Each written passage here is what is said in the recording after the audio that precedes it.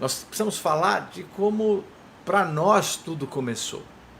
Então, tudo começou quando o Senhor resolveu criar a terra, os céus e criar tudo que existe. Diz até a palavra de Deus que quando foi criar o homem, façamos o homem. Então é claro que Jesus Cristo já estava desde a fundação do mundo com Deus.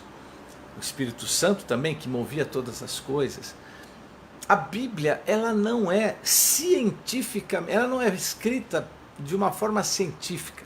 Não dá para você olhar ali para a Bíblia na criação, pelo menos, e identificar pela Bíblia como que foi a criação. Porque quando ele diz lá, em 7 dias ele criou a terra. E o que foi criado antes? O que foi criado tudo? Será que tudo aquilo já era só parte do que nós conhecemos ou era de tudo que se foi criado no universo? Como é assim? Foi criado do universo ou de uma parte do universo? Ou de um dos universos? Ou é todo o universo? Isso ninguém pode explicar, isso nós vamos saber quando chegarmos lá. Uma coisa é certa, Deus criou. Deus criou todas as coisas. E quando ele cria todas as coisas, ele olha e ele diz, vamos fazer, não uma criatura como animais, não como a criação da terra e de árvores e de vegetais e do mar. Não, nós vamos fazer alguém que seja conforme a gente. Tenha poder de decidir, tenha condições de discutir, de criar, de procriar, de crescer, de amar. Que seja como um filho para um pai, que ele seja um pai de muitos filhos, queremos que eles vivam com a gente a eternidade, queremos ter ali um povo eleito, um povo santo, vamos fazer para que eles possam ficar conosco para sempre. Uma vez me questionaram dizendo, por que é que Deus fez o homem se o homem está sofrendo tanto o que está sofrendo? Ele poderia evitar tudo isso. E uma vez, quando me colocaram isso, eu perguntei para a pessoa, eu respondi com uma pergunta, eu perguntei assim, você tem filhos? Temos tantos filhos. Mesmo sabendo que eles vão enfrentar dificuldades aqui nessa terra, vão ter que conseguir emprego, vão ter que trabalhar para conseguir se manter, não vai ser fácil, alguns vão ter desilusões emocionais, sentimentais, ainda vai ter muita guerra, ainda vai ter o problema com saúde, tem tantas coisas acontecendo no mundo, e você traz o seu filho para o mundo? E ele ficou assim, e eu falei, por que é que você trouxe eles para o mundo? Ele pegou, questionou, eu não tenho uma resposta. Eu falei, eu tenho. É porque você queria que tivesse a sequência de você. Que você tivesse alguém que fosse a sua extensão. Alguém que fosse continuar o que você já fez, o seu legado. Ou simplesmente pelo prazer de ter um filho. Deus quis ter o prazer de ter filhos. E ele quis ter filhos. Mesmo sabendo que iam sofrer, mesmo sabendo que tinha dificuldade, mesmo que devia ter problema.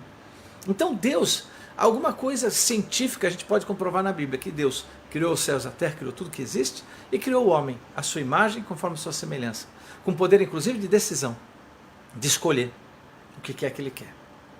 Mas Deus, ele complementou e ele fez uma colocação muito interessante. Ele diz assim, conversando lá, creio eu, entre Jesus e o Espírito Santo, estão lá confabulando e disseram, olha, não é legal o homem ficar sozinho. Não vai rolar, viu? Não está certo isso aqui.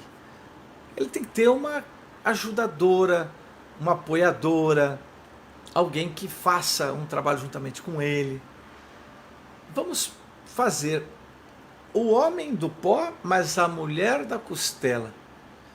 Você vê que não tirou do pé para que o homem não pisasse, nem da cabeça para que pudesse dominar. Ela tirou da costela, do meio aqui, perto do coração. Seja uma pessoa do coração, é uma pessoa que vai estar de igual para igual. É claro que durante todo o crescimento do mundo, houve realmente a questão da mulher ser subjugada por culturas e tudo mais. E aí foi a questão muito humana. Mas Deus criou todos iguais ali. Não tinha ninguém superior a ninguém. Apenas a colocação era de que o homem foi criado em primeiro lugar e a mulher veio na sequência para ser sua apoiadora, e que ele tirou da própria costela dele, da própria vida dele. Então, e é essa relação que Deus quer. Uma mulher que apoie e um homem que dê da sua própria vida por ela. E assim foi. Estava tudo bem, tudo caminhando muito bem, mas algo aconteceu. Veio algo para se colocar entre a palavra de Deus, que é: comam de tudo menos dessa árvore. Perguntam para mim, isso aí foi um teste de Deus? Não sei se foi teste, se não foi teste. Eu sei que Deus tinha dado uma ordenança, Deus tinha dado uma determinação: não coma. E quando foi oferecido para Eva, a questão foi, não foi presta bem atenção, porque Deus falou assim: olha, se comer vai morrer, né? Se comer, não coma. Olha só, não coma, se comer vai morrer. Então, o não coma é a ordenança. Se comer vai morrer é o resultado de uma falha da ordenança. Tá? Aí quando o inimigo vem tentar, ele não vem falar assim: olha, que você precisa comer. Você precisa. Ele vem falar aqui, ó, não, você não vai morrer. Ele veio atacar a consequência e não a desobediência. Ele não foi lá falar: não, desobedeça a Deus. Não, ele não foi falar isso. Ele não foi em cima da ordenança. Ele foi em cima da consequência da falta da observância da ordenança. Ele foi lá e falou: olha, não vai acontecer nada com você. Não liga não, esquece. Então, se você tem a ordenança com um resultado ou uma consequência de uma falha, e olha, a ordenança eu obedeço por amor, porque eu quero obedecer, porque eu quero fazer o que é certo. A consequência é quando você tem o receio daquilo que vai acontecer. Então, não foi trabalhar em cima da ordenança, foi trabalhar em cima da consequência do que poderia acontecer. Não vai acontecer nada não. Fica tranquilo, isso aí não é nada não, isso não vai acontecer nada. Foi ali que pegou o homem. Não foi nem na ordenança de Deus, mas na consequência da falta da observância da ordenança de Deus. E com isso também Eva atrai Adão, Adão também cai, então ambos, naquele momento da falta da obediência, é que houve uma ruptura.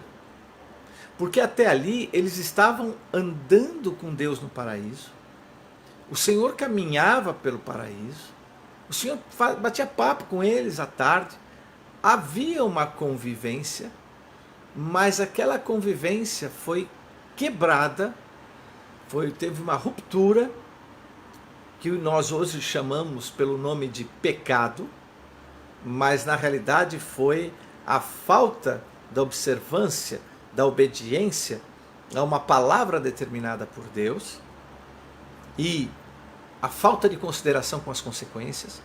Isso gerou uma ruptura, aonde o homem não teria mais a oportunidade da convivência com Deus.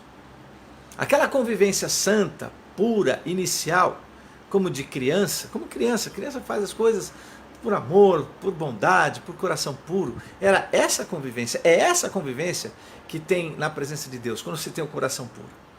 Mas quando teve essa quebra da observância, houve a quebra da comunhão ou koinonia, de estarem juntos, integrados, sendo um só. Não dá mais para ser um só. Vocês quebraram. Não há leis no universo. Há leis no universo que tem que ser seguida. Vocês quebraram uma lei, vocês quebraram a minha observância, a minha obediência. E aí acabou. Aquilo trouxe vergonha, eles se esconderam, trouxe medo, mas uma coisa aconteceu, se você prestar atenção, eles estavam vestidos de folhas, e Deus depois traz para eles roupas de animais, que é certo, houve sacrifício de animal.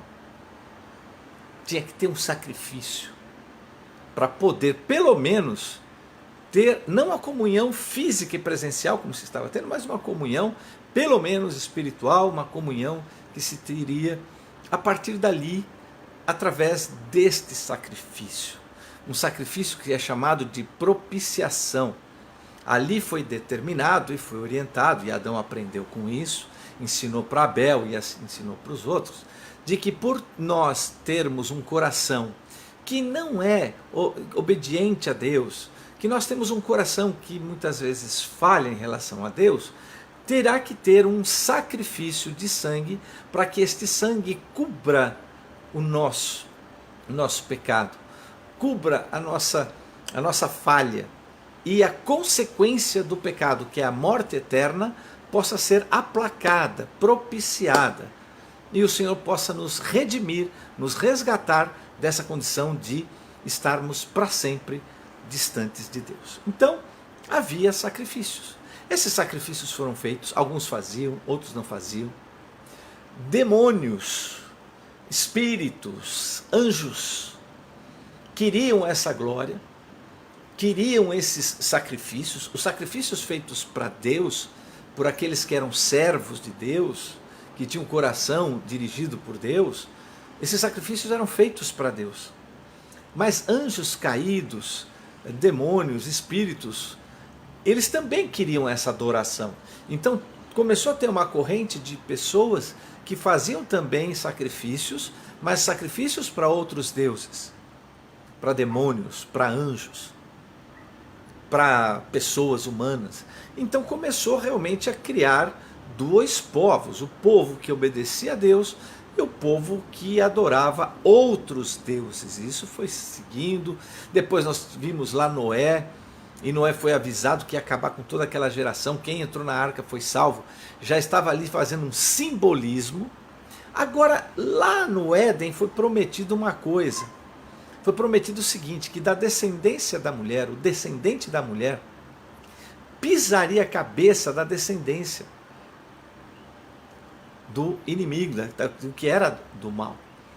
Então, a descendência do inimigo seria pisada, porque ali começou a surgir essas duas descendências. A que seguia Deus e a que seguia o inimigo. Ou aquilo que não seguia Deus. E aquilo foi separando, e foi separando, e foi se criando nações com muita malignidade, com muita maldade, até hoje é assim, até hoje é assim. E aí é prometido que vai vir um descendente. Esse descendente viria, depois a gente ficou ali sabendo, essa descendência viria de Abraão. Abraão foi o escolhido para continuar, para ter a descendência. Abraão, vem lá Isaac, Jacó, vem José. José fica um bom tempo lá no Egito. O povo cresce ali no Egito, quase 1 milhão de pessoas crescem no Egito. O Egito não aguenta mais, eles querem matar todo mundo, eles fogem. E ali tem mais uma grande saída, a fuga através do Mar Vermelho. O sangue aspergido nas portas. Tudo isso simbolizando que o pecado do homem tem que ser coberto com sangue. De novo apontando para o descendente. Aí vem Moisés, eles entram na terra prometida, se estabelecem, brigam, lutam, querem um rei, vem ali Davi. Um grande rei Davi. O exemplo que seria o Messias no seu reinado. Um reino de poder, de vitórias, dificuldades, mas vitórias. E que o próprio Messias seria colocado como filho de Davi, da descendência, da raiz de Davi. Depois vocês vão entender por que da raiz de Davi. Então de Davi vieram os reis, mais reis, e daqui a pouco vem um império, que é o Império Babilônico, e destrói Israel, leva cativo por 70 anos, Israel volta, fica mais um tempo, aí vem os gregos, depois fica mais um tempo, aí vem os romanos, e quando estão os romanos liderando o mundo, nasce ali, em Belém, deveria ter nascido em Nazaré, mas como a profecia diz que ele nasceria em Belém, houve um decreto e todo mundo teve que voltar para suas cidades, e José teve que voltar para Belém, e ali Jesus nasceu. Como não tinha estalagem, não tinha uma hospedagem, tiveram que se hospedar ali aonde ficavam os animais. E ali, numa manjedoura, ali num lugar muito simples, nasce o Filho de Deus, o Messias prometido lá no Éden, prometido em Davi, prometido por Moisés, prometido por todos que o Messias viria, e o Messias veio. Ele veio, e quando ele vem, ele começa a atrair a si seguidores, pessoas que creem nele, pessoas que pregam ele, pessoas que acreditam nele, pessoas que são curadas por ele. Tem pessoas que são indiferentes, pessoas que não é comigo isso, e pessoas, principalmente da área religiosa, que odeiam ele. Então Jesus veio, e quando ele vem, a gente começa a notar que os mais simples o recebem. E ele veio para esse povo mais carente, porque os poderosos não estavam nem aí com ele. Os religiosos estavam com raiva dele, porque estava ameaçando a religião. E é nesse contexto que Cristo vem e vem fazer um contraste com tudo que a gente já conhecia na época. Os humildes é que serão exaltados. Os que choram hoje e pranteiam vão ser consolados. Ele começa a mudar as coisas. Ele pega e resgata pessoas com lepra que eram deixadas da sociedade. Publicanos que cobravam impostos, ele ia comer na casa, que era proibido para um judeu, não ficar com essas pessoas. Ele ia na casa dos gentios, ele curava cego, ele curava coxo, ele recebia as prostitutas, ele trouxe uma nova linguagem, apresentou uma nova forma de vida. Quando quiseram fazer dele um rei para ir lá e lutar e tomar o reino de Roma, ele disse: não, meu reino não é dessa terra, não é esse reino. E aí ele começa a mostrar para todos uma nova forma, um novo conceito de vida. Ele mostra para todo mundo que não é mais em cima de ter poder, ter dinheiro, ter as coisas. É Deus querendo estar na terra para estar nos corações das pessoas. E quando Deus está nos corações das pessoas, as pessoas deixam de querer as coisas para si e começam a querer as coisas para Deus. Querer as coisas para o seu próximo. Não sou mais eu quem vivo, mas é Cristo quem vive em mim. E o viver que eu vivia na carne, agora não, agora eu vivo no Espírito, porque eu quero viver para Cristo. E é esse poder que Cristo vem aqui à terra. E ele vem, e ele fala, e ele prega, e ele anuncia, mas como ele sabe que ele teria que ser o Cordeiro de Deus, ele sabe também que teria que ser morto. Apesar de ter até pedido para o Pai: Pai, por favor, passa de mim, não deixa eu passar por isso, mas faça a sua vontade, e o Pai mostrou para ele que precisava. Ele é traído pelos seus, ele é negado pelos seus, ele é abandonado pelos seus, com exceção de João e das mulheres que o seguiram até a cruz. Ali na cruz, ele: Pai, perdoa-lhes porque não sabem o que fazem. Ali na cruz, ele entrega até a sua mãezinha lá ao João: João, cuida da tua mãe, e mãe, cuida desse filho. Na cruz ele olha para o ladrão e fala: hoje mesmo você vai estar comigo no paraíso porque você creu. Ali um soldado romano disse: verdadeiramente esse é o Filho de Deus. E em meio a tudo isso ali, depois de açoitado, crucificado, nos seus últimos suspiros, ele: Pai, por que me abandonaste? Porque ele não sentia mais a presença do Pai, porque ele estava todo em pecado. Todo o pecado do mundo estava sobre ele. E ali, o mártir dos mártires, ele morre. O próprio Evangelho, a Boa Nova, viria da morte dele. Ali o Cordeiro de Deus morre. Ali o Cordeiro de Deus é sepultado. Geralmente, quem era crucificado, que era considerado como bandido, Eles tiravam da cruz e jogavam o corpo ali para os abutres comerem. Os corpos ficavam ali. Era um cheiro horrível. Não se enterravam os bandidos. Se jogavam os corpos ali. Mas um homem rico chegou lá não. Ele vai ser sepultado numa gruta que eu fiz lá. Ela está intacta. Nunca ninguém usou. Ele vai usar. E aí ele ficou lá. Ao terceiro dia, as mulheres vão lá no túmulo, vem um anjo, vem um homem lá que todo poderoso, não se preocupem não, ele já não está mais aqui. Vai lá avisar os discípulos, manda eles irem para Galiléia. Ninguém queria saber disso. Mas foram lá para Galiléia. Você vê que Maria, né, Maria Madalena chega lá e... Você roubou o corpo do meu mestre? Era ele, Jesus. Maria, mestre, vai avisar lá os meus discípulos. Eles estão lá na Galiléia, Jesus aparece, fritando peixinho, enquanto eles a noite inteira não pegaram peixe, porque eles queriam voltar a pegar peixe, mas Jesus já tinha falado, vocês não vão pegar mais peixe, vocês vão pescar homens. Conversa ali com eles, perdoa Pedro, fala com seus discípulos e anuncia: eu vou para o Pai, eu vou preparar lugar para vocês, mas eu volto.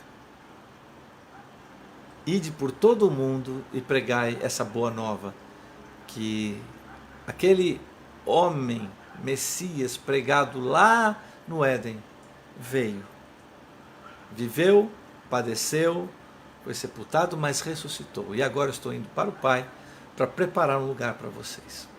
Ide por todo o mundo e preguem o Evangelho. E essa é a história de Cristo, que depois faz com que os seus discípulos sejam ungidos pelo Espírito Santo, comecem a pregar, comecem a morrer por pregar, começam a ser perseguidos por pregar o Evangelho, e estão pregando até hoje, apontando para o dia que Cristo virá das nuvens, para nos buscar, nos levar com um novo corpo, de uma nova forma, para uma nova vida. E esse é o Evangelho de Jesus Cristo, que Ele quer que a gente continue pregando. E é isso que eu quero deixar aqui com vocês. O Evangelho de Jesus Cristo morreu por nós, morreu para que essa boa notícia pudesse ser uma notícia verdadeira e pregada por milhares e milhares de anos, até que Ele volte. Senhor, meu Deus e meu Pai, obrigado pela Tua palavra, obrigado pela Tua orientação, obrigado porque o Teu Espírito Santo nos conduz em vitória e nos ensina todas as coisas. Ensine, Senhor amado, aquelas pessoas que precisam ouvir de Ti, entender de Ti, conhecer a Ti. E aquele que crer em Ti e for batizado será salvo. Quem Te confessar será salvo. Que o Senhor possa tocar nos corações daquelas pessoas que vão ouvir essa mensagem e que o Senhor possa fazer, Senhor, com que eles se multipliquem e sejam grandemente abençoados. É o que eu te peço no nome de Jesus. Amém, amém e amém. E uma coisa que hoje o Senhor falou comigo, Ele falava assim comigo: nem todo mundo que lê a Bíblia conhece a Bíblia. Tem gente que só lê, mas não conhece. Tem gente que lê, conhece a Bíblia, sabe dos livros, sabe dos capítulos, sabe da história, mas não compreende. Tem gente que está lendo, sabe onde está o texto, mas eu não estou entendendo, ele não compreende. Então, o que nós precisamos fazer? Tem que ler a Bíblia? Tem que conhecer a Bíblia? Tem, mas tem que compreender a Bíblia. E como se compreende a Bíblia? Estudando a Bíblia, buscando na Bíblia, aprendendo com livros, com pregações, com orientações. Então, o que eu quero provocar, você que tem me acompanhado, e eu vou provocar você até o final da minha vida, eu quero provocar você a ir além, buscar não só ler a Bíblia, que tem gente que conhece até o versículo. Sinceramente, eu nem lembro do versículo. Você me perguntar, já li a Bíblia? Já li várias vezes, meu irmão, muitas vezes. Me pergunta onde está um texto. Não sei. Eu não tenho cabeça para decorar versículo. Sinceramente, não. Eu sei o que está escrito. Eu sei dizer se está escrito, se não está escrito, se é verdade, se não é verdade, o que é, o que não é, mas eu não sei, eu não conheço não. Se você for falar, você conhece, olha, em Tiago 2, 3, tem gente que sabe de cabeça isso, eu não sei. Então, não adianta só ler e conhecer, eu tenho que compreender a palavra de Deus. Eu tenho que estudar a palavra de Deus. E o mais importante é praticar a palavra de Deus. Então quero provocar vocês a isso. Se na minha passagem aqui pela terra, ou nesse momento que a gente se encontra por aqui, se eu puder mudar alguma coisinha em você, e vou ficar muito feliz por isso, é fazer com que você busque mais conhecer a Bíblia. Que você não seja, sabe, um cristão que somente lê. Ou que somente ouve, que tem gente que somente ouve, né? Mas que você busque um pouco mais. Se não consegue ler, então escuta. Vai lá, no YouTube tem um monte de coisa. Pede para alguém mandar para você uma palavra, pede para alguém mandar para você escutar. Mas é muito importante que você use o seu cérebro para se desenvolver mais no conhecimento e na compreensão da palavra. Porque quando você compreende a palavra, você fica mais forte. Quando você compreende a palavra, fica mais difícil de você cair, fica mais difícil de você se abalar. Você até sente a pancada assim, mas você está forte porque você sabe, você conhece e você compreende a palavra de Deus. E é isso que todos os sábados a gente vai estar fazendo aqui, te provocando para você conhecer mais. Nós vamos estar ensinando. Eu estava pensando, hoje eu estava falando com Deus, falei, Senhor, de tudo na minha vida, a coisa que eu mais amo fazer é ensinar. Então, eu falei, olha pai, agora eu entendo, eu nasci para ensinar. Então, enquanto tiver fôlego, esse pulmão, esse nariz aqui respirar, eu vou estar ensinando.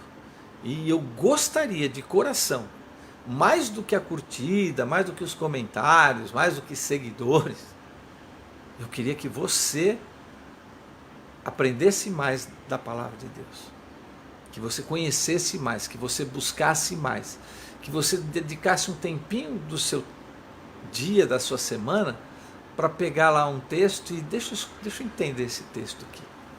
Deixa eu entender o que o Mauro está falando. Deixa eu ver aqui. Deixa eu ver nessa Bíblia de estudo aqui. Deixa eu pegar aqui no YouTube. Me explica um pouquinho melhor isso aqui. E vai aprendendo. Vai crescendo. De tudo. Eu sempre fiz isso em todos os lugares que eu passei.